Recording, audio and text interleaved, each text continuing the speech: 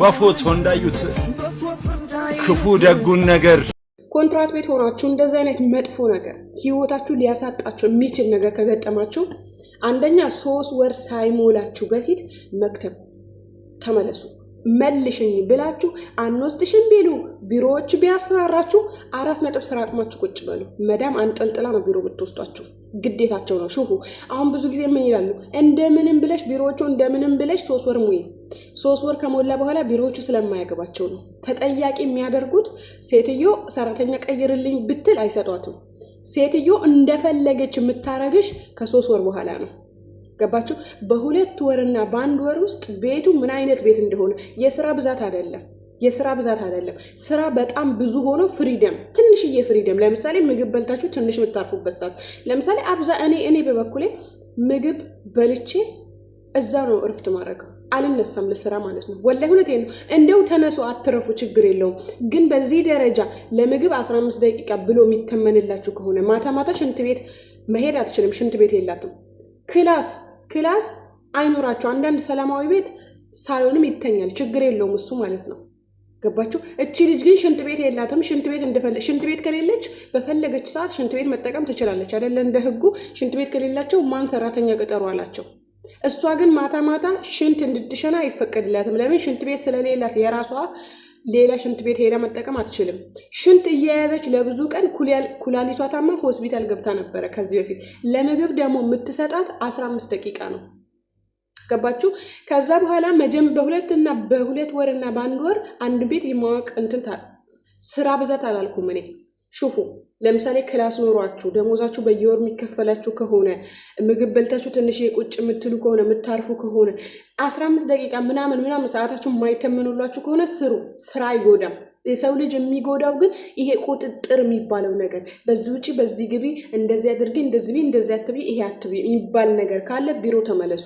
ቢሮዎች 3 ወር ሳይሞላ አይቻልም። ትንሽ ቆይ 3 ወር ይምዳሽ ካሉ እምቢ አልፈልግም በአሁን ነው መመለስ የምችለው ብላችሁ ስራ አቁሙ፣ ቁጭ በሉ። ከዛ ሴትዮዋን ጥልጥላ ቢሮ ተወስድሻለች፣ ሌላ ሰራተኛ ታመጣለች። 3 ወር ከሞላ ግን ሴትዮ እናንተን የማሳፈር እናንተን የመጣል መብት አላት ስላችሁ በቢሮዎች በኩል ብሩ አይመለስም።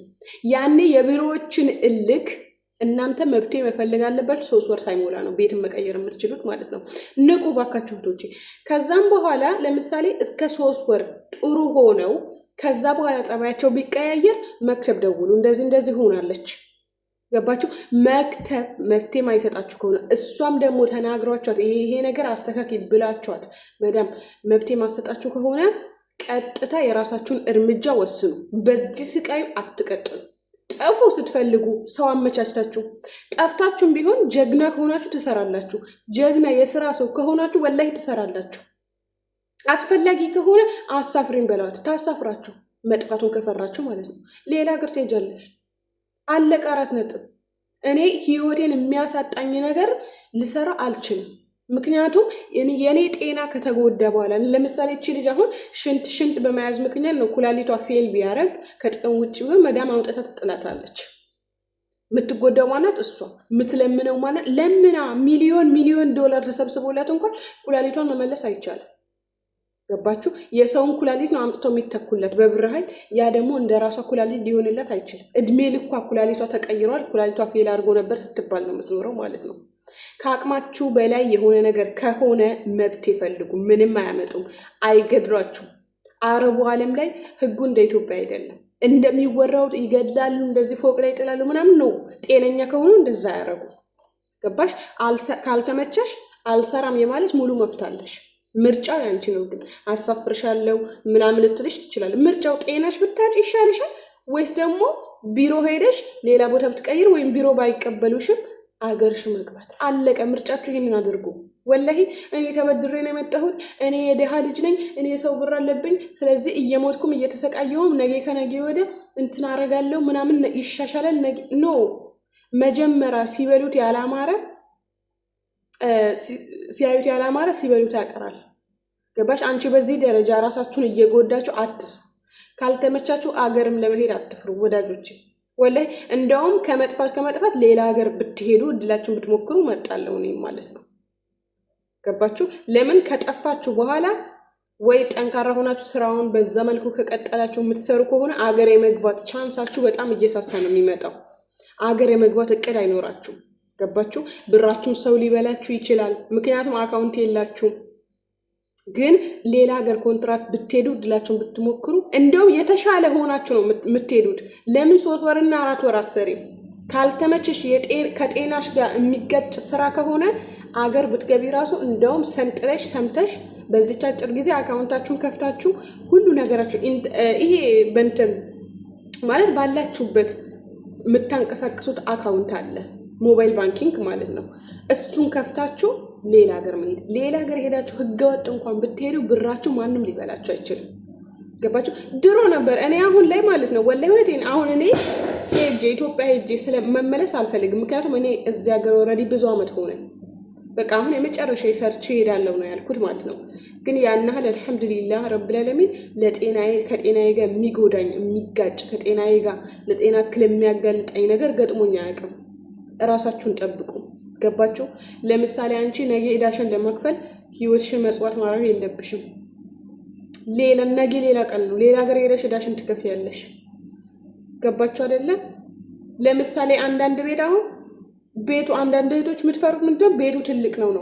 አያችሁ? በዚህ ደረጃ ክፉ ሰው እንዳለ ማወቅ መቻል አለባችሁ። ክፉ ማለት ነው። አሁን እነዚህ ሰዎች እስቲ ያስቡ፣ አረብ ናቸው፣ የአረብ ዝርያ ናቸው። እኔ እንደዛ አይነት ክፉ አረብ ገጥሞኝ አያውቅም። አውሽ ምግብ ስትበሉ አይወዱም፣ ስትበሉ ስትጠጡ ጥሩ ነገር ስትለብሱ ሲያምርባቸው አይወዱም። ግን በዚህ ደረጃ ሽንት ቤት ማታ ማታ አይፈቀድም። እንዴት ብለህ እኔ ሽንቴን ትንሽ ደቂቃ እንኳን መቆጣጠር አልችልም። የምሬን ነው የምላችሁ። እንዴ ሊፈነዳ ነው የምደርሰው። ሀታ ያስታውከኛል እኔ ሽንቴ ካያዝኩ ወላሂ ምግብ መብላት አልችልም። እንዴት ነው የሰው ልጅ አሲድ ተሸክሞ የሚያድረው አዳር? እኔ ሽንት ከያዘኝ ወላሂ እንቅልፍ አይወስደኝም። ሰውነቴ ላይ የሆነ ነገር እየተራመደብኝ የሚመስለኝ ማለት ነው። ስለዚህ ራሳችሁን ጠብቁ። ለራሳችሁ ምቾት የሚነሳችሁ ነገር፣ የወደፊት ህይወታችሁ የሚያመሰቃቅልባችሁ ነገር ካለ በ4 ነጥብ አልሰራም። በቃ ይሄ ነገር አልተመቸኝም። ሊያስተካክሉም እኮ ይችላሉ። በግልጽ ይሄ ነገር አልተመቸኝም፣ ከአቅሜ በላይ ነው፣ አልችልም በቃ ማለት ትችላላችሁ። ስትፈልግ ታሳፍርሽ፣ ስትፈልግ ቢሮ ትውሰድሽ፣ ዋቴቨር ጤናሽን የሚጋፋ ነገር ማለት ነው። ብዙ ጊዜ ያስፈራራሉ። ብር አምጪ፣ ያመጣሁብሽን የከፈልኩትን ያወጣሁትን ወጪ መልሽልኝ ምናምን። አይመለከተኝም። ከፈለግሽ ይሄ ነገር አታርግብኝ፣ ከፈለግሽ ይሄ ነገር አታስጨንቅኝ። በቃ ምግብ የለም፣ የሚበላ ምግብ የለም፣ ምግብ እፈልጋለሁ። እኔ መኪና አይደለሁም፣ ማሽን አይደለሁም። ምግብ ከሌለ እንዴት ብዬ ነው የምሰራው ብላችሁ አስረዳቸው። መፍራት አያዋጣም። ላይክ እና ሼር ሰብስክራይብ አድርጉ። ባይ